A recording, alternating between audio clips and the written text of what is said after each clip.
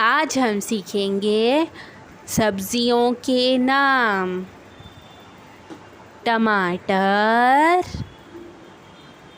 टमाटर। प्याज,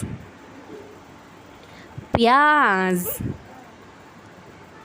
मिर्ची, मिर्ची। गाजर, गाजर। गोभी, गोभी। बंद गोभी, बंद गोभी।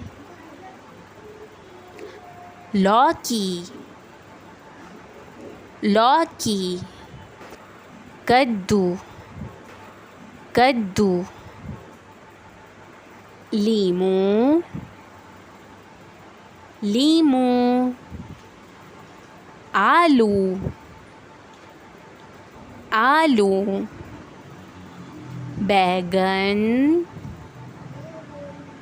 बैगन। मूली, मूली। पालक, पालक। मटर या सब्ज़ मटर, मटर। कोतमीर, कोतमीर। इसे धनिया भी कहते हैं, धनिया। शिमला मिर्च,